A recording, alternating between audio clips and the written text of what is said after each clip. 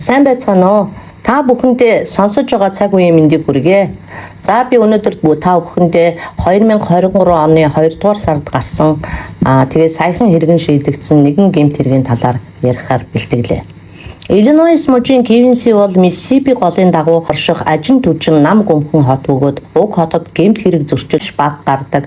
Ялангуяа хүний аим хүчирхийллийн гэмт хэрэг гарах нь бараг нүдний гэм болохоор үндэл чимээ шуугаангүй амар тайван хот байлаа. Бики Блифник гэдэг ихтэй хувилагчийн мэргэжилтэй бөгөөд 3 хүүхдийнхээ хамт амьдардаг байж. Гэтэл 2023 оны 2 дугаар сарын 23-ны өдөр хөргөн тим нь Бикигийн аав руу уцтаад өнөөдөр Бики ирж хүүхдүүдийг авах ёстой юм аа. Гэтэл Бики утсаа авахгүй байна. Ямар нэгэн болоогүй байгаа. Та гэрт нь очиод тооч гэж хэлсэн юм байна. Ингээд аав нь охинтойгоо ярих гэтэл мөн л утсаа авахгүй байсан учраас за ямар ч байсан гэрээр нь очие доо гэж бодоод хүрээд иртэл маш аимшигтай дүр зураг өгсөн байна. Яагаад тэгэхээр 41 настай 3 хүүхдийн ээж Бики маш олон удаа буудуулан шалан дээрээ нас орчихсон хэвчэж байжээ. Гэр нь тэр жигтэй цусанд будагдсан байлаа. Аз болж аллах болох үед 5 настай, 10 настай, 12 настай 3 хүүхэд нь гэртээ байгаагүй байж. Тэд ээжийнх нь гэрээс 1 майлын зайд байх аав Тим Блифникийн гэрт байсан юм байна. Бики болон түүний нөхөр Тим тэр үед гэрлэлтэд салгуулахаар шүүхэд хандаад байсан ба уг хэрэг нь гэрлэлт салгуулах шүүх хурал болохоос яг 7 хоногийн өмнө гарсан байж. Ингээд цагдаа нар хэргийн газар ирж үзлэг шинжилгээ хийхэд хамгийн аимшигтай нь эмэгтэйг 1 удаагийн үйлдэлээр 1 дор 14 удаа буудсан байж. Гэтэл шүүх шинжилгээний явцад тухайн 14 удаагийн буудалтын нэг нь ч бүсгүй амь насанд хүрэхээргүй байсан гэж дүгнэлт гарсан байна. Уг хэрэг шөнийн 1 цаг 10 минутын орчимд болсон гэж шинжээчид болон мөрдөгчд үзэж байна. Учир нь 2 дугаар сарын 23-ны 01 цаг 10 минутанд Бики утаснасаа цагдаа руу залгасан боловч гарлуунд буудсны улмаас утсаа алдсан гэж дүгнжээ. Тэгэхээр алуурчныг цонх хаглах чимээг сонсоод бүсгүй цагдаад дуудлага өгсөн бөгөөд түүнээс 10 секунд орчмын дараа аллах гарсан гэж харагдаж байна. Хөөрхий бүсгүйг буудсан бууны сумны нэг нь ч түүний аминд хүрээгүй гэж бодохоор бүсгүй бол шөнийн 1 цагаас эхлэн хамаг цусаа юулсээр өөхөх хүртлээр чухам одоо хэдэн цаг тарчлан хэвцсэн нь бол бодоход ч үнэхээр аимшигтай. Энэ бол одоо хөөрхий эмэгтэй хувьд бол цаазын ялнаас ч аимшигтай тарчлаа байсан хэмээн цагдаагийн мөрдөгчд ярьж байжээ. Шинжээчид болон мөрдөгчид ирж байшингийн эргэн тойрныг шалган гэмт хэрэгтэн яаж байшинд нэвтэрсэн болохыг тогтоох шалгалт хийх явцад хэрэгтэн бол байшингийн араас байшингийн дээвэр рүү гарч 2 давхарт байх цонхоор орсон гэж үзсэн юм байна. Яагаад гэвэл байшингийн арын хашааны дэргэд нэг сандал байсан бөгөөд түүгээр дээвэр рүү авирах боломжтой гэж харагдаж байж. Дээвэр дээр байсан орох боломжтой 3 цонхны хажуугаар өнгөрч одоо яагаад заавал хамгийн бага 5 настай хүүгийнх нь одоо цонхыг сонгож орсон бэ гэдэг нь бас анхаарлын татаж байж л дээ. 3 настай 12 настай 2 хүүг бол нэлийн том учраас эсэргүүцэл үзүүлж магадгүй гэж болгоомжсоноос ч тэр юм уу. Тэр үед бага хүн өрөөндөө байсан бол тэр алуурчин хөөрхий хүүг байгаа болох байсан уу гэдэг асуудал бол маш их анхаарлын татж байлаа. Бекиг буудуулсан газар гялгар уутны хид хідэн хэсгүүд байсан бөгөөд энэ чухам хаанаас гараад ирсэн бас юунд хэрэглэгдсэн болох нь огт ойлгохгүй байсан ч цагдаа нар Бекийн эргэн тойронд унсан 9 мм-ийн сумны хонгойнуудыг мөн л одоо шинжилгээнд явуулсан байна. Цагдаа нар тэдний хөршүүдтэй ярилцлаа. Тэдний хөрш Хеймний машиныг 1 жилийн өмнө хэн нэгэн эвдсэн байсан учраас түүнээс хойш тэднийх байшингийнхаа хажуу талд камер байрлуулах болсон юм байна. Энэ камер нь хөрш Бекигийн гэрийн өмнөх зам руу бас хардаг байж л дээ. Тухайн камер нь ямарваа нэгэн хөдөлгөөнийг мэдэрдэг бөгөөд хөдөлгөөнд бүх зүйлийг мэдэрч түүнийг дагуулan бичлэг хийдэг байсан байна. Уг камерыг шалгахад юу ч тэмдэглэгдээгүй байснаа харин үүрийн 5 цагийн үед хэн нэг хүн Бекигийн байшингаас гарсан бололтой арынхан зам руу алхаж явахыг бичиж үлдээсэн байж. Тэгэд камерын бичлэгийг хэд хоногоор ухраан орж гарсан хүмүүсийг шалгаж хэлэхэд хэрэг гарахаас яг 7 хоногийн өмнө буюу 2 дугаар сарын 14-ний Гиген Валентины өдрөөр болсон ижил төстэй үйл явцыг бичиж авсан нь анхаарлыг татсан байна. Хөрш Тейлор Хейман хэлэхдээ би 2 дугаар сарын 14-ний шөнө донд Бекигийн урд талын зам дээр явж байгаа хэн нэгнийг олж харсан. Тэгээд Беки руу танай байшингийн урд замаар нэг хүн явж байна гэж мессеж ütсэн. Гэтэл тэр надад юу ч харагдсангүй гэж хариу ütсэн. Гэхдээ би түүнийг уг хүний явж байгаа чимээг сонссон байхаа гэж бодсон. Тэгээд ч бид тэр хүнийг хулгай хийх дил сул юм хайж яваа хүн байх л гэж бодоод өнгөрсөн. гэж ярьсан байна. Цагдаагийн офицерууд бүхэл бүтэн хорооллын эргэн тойронд явж илүү олон камерын видео бичлэгийг хайж олохыг хичээж байлаа. Гэтэл нэг байшингаас авсан видео тэднийг анхаарлыг татав. Энэ бичлэг нь бол Квинсигийн автобус баазын гадаах камерын бичлэг байсан байна. Тэр видеон дээр хэн нэгэн дугуй унсан хүн Беккигийн гэрийн зүг явж байсан байна. Энэ бичлэг хийгдсэн цагийг нь шалгаж үзэхэд бол Хейминий камер дээрх бичлэгээс ердөө хэдхэн минутын өмнө явсан болохыг батлав. Түүгээрч зогсохгүй алга болох үеэр Хейминий камерт ямар ч бичлэг үлдээгүй байсан гэж хэлсэнтэй.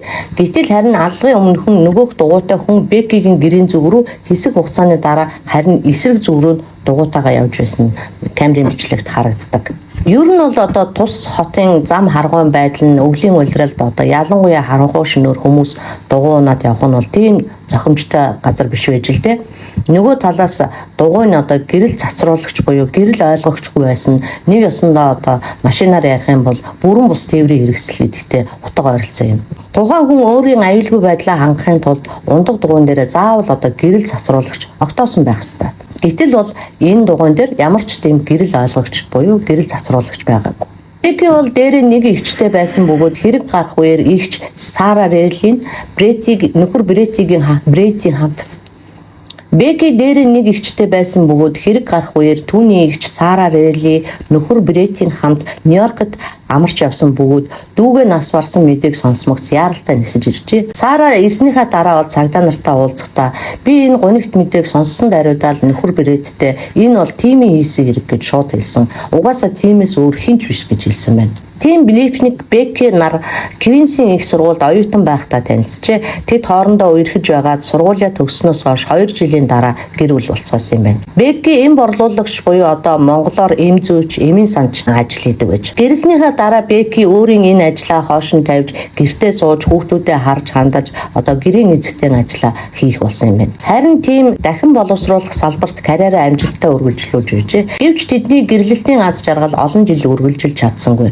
Гэрэлснээс хойш 5 жилийн дараагаас л үе хоорондоо санал зөрөлдөх болсон байна. Хүүхдүүдээ арай том болсны дараа Бекки соёлгын мэрэгжлээр сурч ажилд орох болсныг Тим бол огт дэмжээгүй бөгөөд би одоо чиний сайн сайхны төлөө хэлж байгаа юм аа. Учир нь одоо соёлогчаар ажилласнаар байнгын одоо өвчтнүүдийн дунд байж үүнээсээ болоод өвчтнүүдтэй байнга санаа зовж стресстэн сэтгэл санаа чинь тайван бус байх болно. Түүнээс гадна ээлжийн ажил хийвэл бие чинь ядарна. Амьдралын орлого бол тийм муу биш байхад чи гэртээ суугаад хүүхдүүдэд анхаарч байвал илүү дээр юм шүү гэгчлэн одоо ятгаж хэлдэг байсан байна. Харин бол Бекки үүнийг огт тоогоогүй бөгөөд өөрийнхөө санснаар ажиллахаар шийдсэн байна. Беккигийн соёлогч болох асуудлаас болоод тэдний харилцаа бол нэлээд хурцсан. Гэрэлснээс 11 жилийн дараа буюу 2021 оны 1-р сард Тим анх удаа гэрэлтээ цуцлуулах өргөдлөө гаргасан бөгөөд бус өргөдөлтөө өөрсдийн салах болсон шалтгаанаа манай эхнэр соёлогч болсноос хойш эрс өөрчлөгдсөнтэй холбоотой юм аа. Бекки бол өөрийнхөө стресстэй маш их тэмцэж байгаа ч гэсэн хүүхдүүдийн талаар зарим нэг зөрчилдөөн гарах үед тэрээр бие барьж чаддаггүй хэмээн эхнэрийнхээ тухай ярьж тайлбарласан юм байна. Цагдаа нар эхнэрийнх нь өхөлд түүний нөхөр Тим Блифникийг дуудан шалгаж мэдүүлэг авч эхэлсэн байна. Гэтэл Тим би эхнэрийнхээ амийг хорлох ямар ч боломжгүй шүү дээ. Тэд бол Беккигийн хүүхдүүд, миний ч хүүхдүүд. Яагаад би хайртай хүүхдүүдэд хохирох зүйл хийх болж байна? Тэгээд ч би 85 нас хүрчээд байшингийнхаа үүдэнд дүүжин сандал дээр Беккигийнхаа үүдэг дээр гараа тавиад санаа амар суугсан гэж мөрөөддөг байсан. Бидний салтын шалтгаан ямар ч байсан гэсэн би бол эхнэрээ хөнөөхөн бишээ. Тийм зүйлийг хийж чадна гэж би өөрийгөө хизээж бодож чадахгүй байна гэж ярьсан байна. Ер нь бол гэр бүлээ цуцлуулахаар өргөл өгсөний дараа тэдний гэр бүлийн маргаан, мөнгө санхүү, гэр бүл, хүүхдийн асрамж гээд бүхэл зүйлс дээр хэрэлдэж маргалцсаар байсан. Яг ширүүн маргалдаан байнга шахан болж исэн тэр үед бол Бекки өөрийн найз Шеннон руу нэг удаа мессеж явуулсан бөгөөд тэрхүү мессежиндээ "Тим миний өөдөөс хашгирч хүүхдүүдийн нүдэн дээр намайг түлхэж унгааж өрөөнд байсан тавилга савыг авч шийдсэн" гэж бичсэн байна. Бекки бас өөр нэг найз руугаа мессеж өчтдээ "Тим эрүүл мэндийн хувьд ноцтой асуудалтай болж байгаа бөгөөд тэрнээсээ болоод маш их өг сонцонтой болж байна. Би энэ байдлыг нүдэрээ харж байгаа болохоор итгэхээс өөр арга алга" гэж бичсэн байна. Энэ мессежний талаар Тим алгын дараа цагдаад өгсөн мэдүүлэгтээ тайлбарлахдаа намайг одоо маш их ууртай өг сонцон агуулж байна гэж Бекки тэр хүмүүст хэлж байсан нь бол худлаа. Намайг аригчин гэж хэлж байсан. Тэр нь ч бас худлаа. Намайг шүүхэд салах өргөдөл өгснөөс болж бид хоёр хэрэлдэж муудалцах үеэр намайг нилээд их уурсан болохоор Бекки тэр хүмүүст тэгж хэлсэн байх л да гэж хэлсэн байна. Бекки бол ер нь удалгүй өөрийгөө тимээс хамгаалуулахар хүсэлт гаргасан бөгөөд тэрхүү хүсэлттэй тим өөрийг нь хорж цагддаг, дарамталдаг, хүн эцэг их багш нарын үдшилэг дээр өөрт нь маш их хэрцгий авир гаргасан гэж дурдсан юм байна. Энэ хүсэлтийг гаргахаас нилээд хэдэн хоногийн өмнө харин нас барахаасаа бол нэг жил орчмын өмнө Бекки өөрийн эгч Сарадаа нэг мессежийг илгээсэн бөгөөд түүндээ хэрвээ надад хизээ нэгэн цагт ямар нэг муу зүйл тохиолдвол тэр хэргийг үйлцэн хүн тийм байж болзошгүй. Тийм учраас хамгийн түрүүнд 1 номерт тэр хүнийг цагдаад дуудаж шалгуулаарай. Тэр намайг ямар нэг байдлаар гэмтээж араас минь машинаар дайрч бас намайг хүүхдүүдээс минь холдуулах эсвэл хүүхдүүдийг минь надаас холдуулах зэрэг ямар нэг зүйл хийхвээ гэхээс би маш их айж байгаа учраас үүнийг бичиж байна. Тийм өөрийгөө хохирогч намайг харин хэрэгтэн мэтээр харуулахыг олон удаа оролдож байсан хэмээн бичиж байжээ. Түүний эгч Сара ярихдаа Беккигийн нэг танил буюу хамтран ажиллагч нь устын гарт амиа олдсноос хойш Бекки маш их айх болсон учраас энэ зүйлийг надад бичиж явуулсан байхаа гэж ярьсан байна. Тийм учраас Сара гэр бүлийн хүчирхийллээс хамгаалах байгууллага өргөдөл гаргаж өөртөө хамгаалалт гаргуулахыг зөвлөсний дагуу Бекки тимийг өөртөө болон гэр бүлдээ ойртуулахгүй байх талаар хамгаалалт гаргуулж чадсан байна. Гэвч энэхүү тушаал гарсны дараахан тим Беккиг өөрийнх нь оршин суугаа хаяг руу зөвшөөрлгүй нэвтэрсэн хэмээн гомдол гаргасан байна. Энэ мэт маргаан сунжирхад шүүгч тим Бекки хоёрыг хооронд нь уулзуулахгүй бие биенээсээ зай барьж байх тийм тушаалыг гаргасан юм байна. Ийхүү тэд хүүхдүүдээ солилцохоос бусад нөхцөлд бие биенийхээ оршин суугаа газар очих хэрэггүй болцгоосон.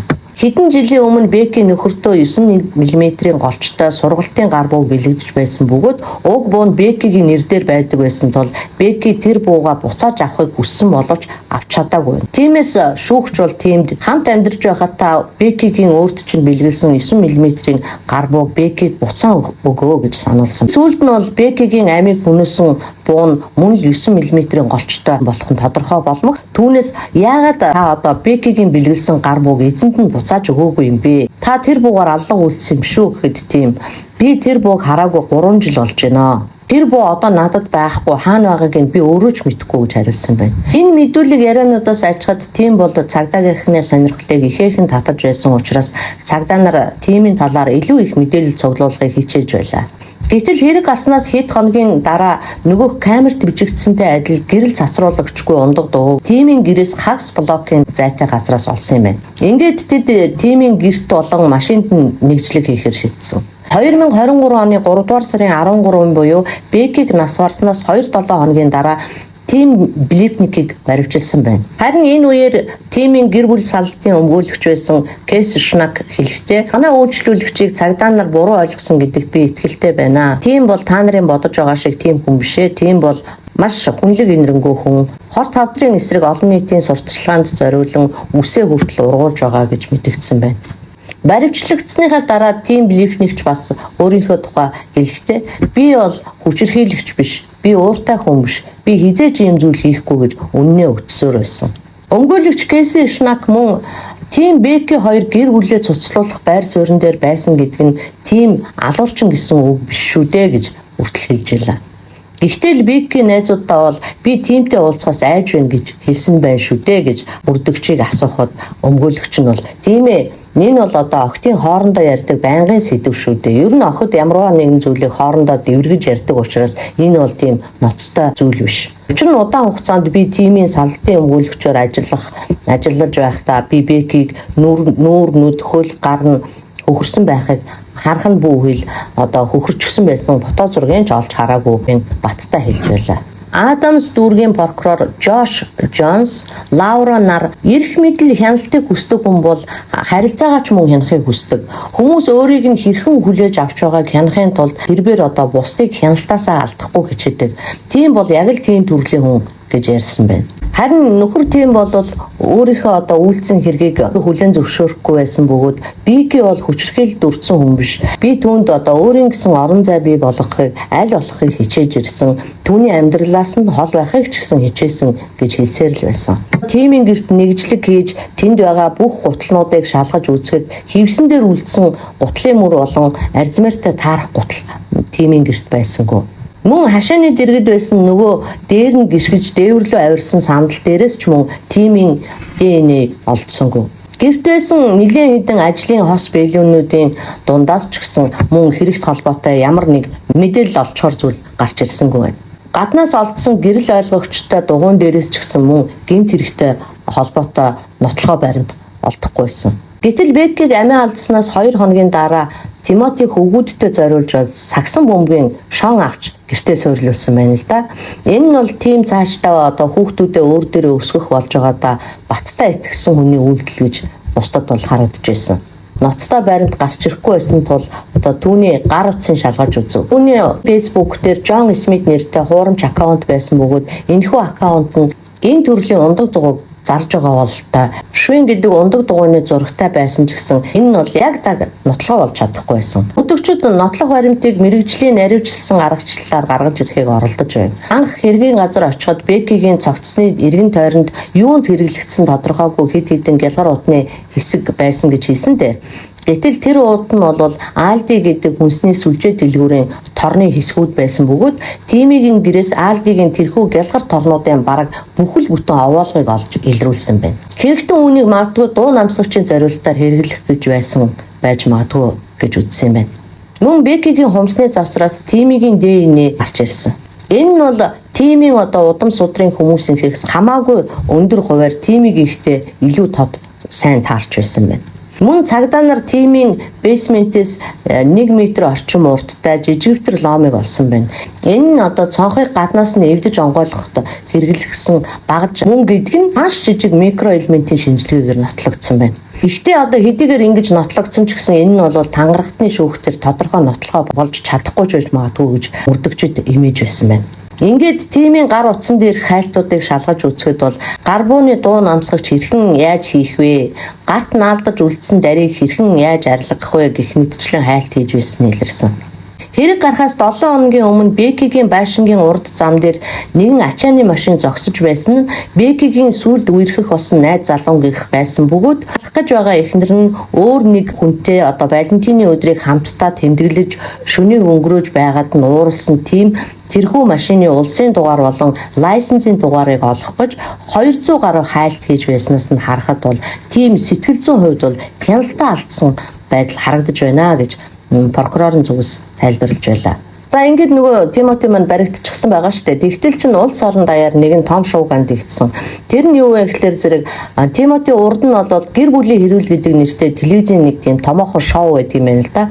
Тэр шоунд эцэг их ах нарынхаа хамт оролцож исэн бөгөөд одоо энэ шоунд оролцсон дүр төрхнөөс нь түүнийг бол үндэсний баатар хэмээн бараг ард түмэн хүлээн авч орон нутгийнх нь бол хотынх нь бол түүнийг маш их дэмжиж исэн юм байна. Гэвч одоо Тимоти иймхүү хүн амны хэрэгээр баримтчлагдсанаас болоод энэхүү одоо орон нутгийн баатар статус нь бол тэртээ дөрвөө одоо нуран унсан. Чи Беккигийн шинэ найз залуугийн талаар мэдчихсэн үү гэж Тимээс асуухад Тимээ би хэдэн сарын өмнөөс мэдэж байсан гэж хэлсэн байна лээ. Прокурорууд Тимийн гэрээс олдсон хонгоонуудыг нотлох баримтаас бол хассан. Гэвч одоо галт зэвсэг шинжээчид харин Тимийн цуглуулганд байх эдгээр олон хонгойг бол хэргийн газраас олдсон хонгоонуудтай нь харилцуулж үзэхэд 27 нь алгад ашигласантай яг ижил буугаар бууцсан байна гэдгийг тодорхойлсон байна. Гэрч дуудах сонголтын дээр бол Тимийн өмгөөлөгч бид хэнийг ч дуудахгүй гэдэг сонголтыг бол сонгосон бөгөөд дараа нь бол энэ талаараа тайлбарлахдаа шүүх хурал дээр бид шинжээчийг дахин дуудаж болох байсан ч гэсэн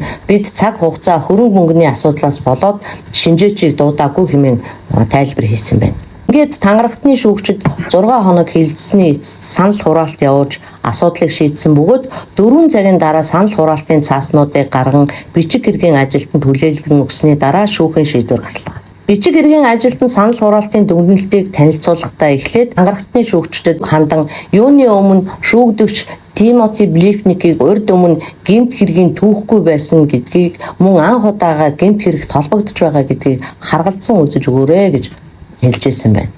За тэгээ ер нь бол шүүгдэгч Тимоти эцсээ хүртэл хэрэгээ хүлээгээгүй бөгөөд та хэрэг гарснаас хойш өдийг хүртэл одоо ямар ял авахал хүлээж байсан уу гэсэн асуултанд үгүй би энэ хэрэгт буруугүй би хүүхдүүддээ маш их санаж байна би хүүхдүүддээ маш их хайртай гэдгийг л одоо хэлхийг хүсэж байна гэж хэлсэн байгаа. Харин Бекийн эгч Сара бол хэлэхдээ тийм бол очих ёстой газараа л очсон. Хар өглөө аав руу маань уцтаад Беки утсаа авахгүй байна. Та гэрт нь очиод зүгээр эсгийн шалгаад өгөөч гэж хөгшин эцгийг минь охиныхон цусанд бодогдож тарчилж нас барсан цогц руу ганцаарнг нь очиулсан нь түүний одоо ямар муухай хатуу харгас хүн болохыг харуулж байна. Тийм хичнээн хүүхдүүдтэй хайртай гэж хэлж байгаа ч гэсэн хүүхдүүдийнхээ эсрэг хамгийн аимшигтай гэмт хэрэг хийсэн гэдгийг л би хэлэх байна гэж ярьсан байна.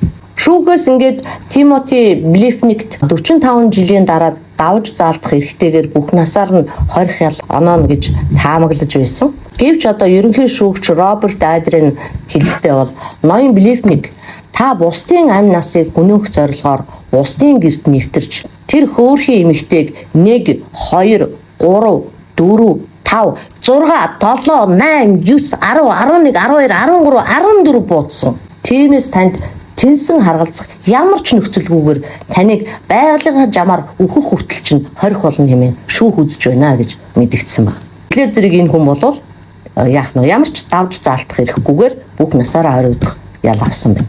Энэхүү хэрэг дээр одоо би өөрийнхөө зүгээс багсаа дүгнэлт гаргаж та нартайгаа ярьж хуваалцъя гэж бодлоо. Бекигийн одоо ихч болон түүний найз нарын зүгээс одоо шүүгчдэд болон мөрдөн байцаагчдад өгсөн мэдүүлгүүдээс нь харж байхад бол тийм бол Бекиг одоо ажилд орох улсанд нь хамгийн их уурсан. Ягаад гэвэл Беки өөрийн гэсэн ажил орлоготой, өөрийн одоо найз хамт олонтой, олон найзуудтай болчих юм бол тимийн хувьд одоо гэр бүлд нь ноёрхож байсан одоо өөрийнх нь эрх мэдэл нурж унана.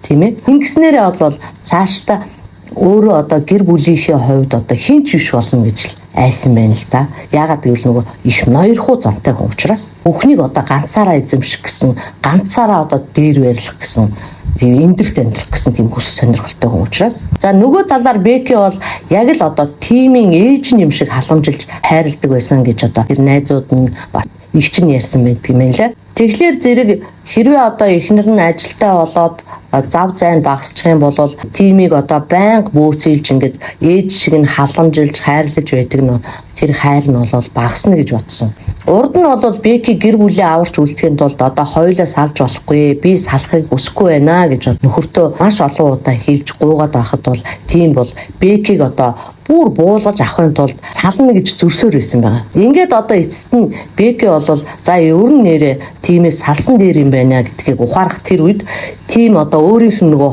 хуурамчаар хөөсрөгж байсан зүйл нь гинт одоо бодит болж биелэлээ олоод салах дээрээ тулаад ирмэгц бол Бекигээс салж болохгүй гэдгийг ойлгосон ч оройтсон байсан. Тэгээд Беки бол дээрээс нь шинэ найз залуутай болж байгаа ч гэсэн тэр нь таалагдаагүй. Ингээд одоо айсан хүн аргал нураа эцсэн хүн ална гэхчээр л одоо зүйл болсон байна гэж би өөрийн зүгээс харж байгаа юм л да. Ер нь тэгээд ноёрхуу зантай өөрийгөө өндөрт өргсөн хүний хувьд бол өөрийнх нь л нэр цэвэр, өөрийнх нь л тав тух хангагдаж байвал бусад хүний хүсэл мөрөөдөл аз жаргал бол дэрэгдэн юу ч биш байдгийн байна гэдгийг бол эндээс бид нар харж авлаа. Тиймээс одоо та нар маань ч гэсэн ийм хувиа хичээсэн муухай хүний золиос болохоос сэрэмжилж зааж зааварлах гэсэн дээрэнгүй зантай тийм хүнээс бол нэг их ойртож дотносолгүйгээр холоорхон зайварж өнгөрөөрэй гэж сануулъя да. За ингээд энэ дугаар маань өндөрлөж байна. Саатан сонссон та бүхэндээ маш их баярлалаа. Баяртай.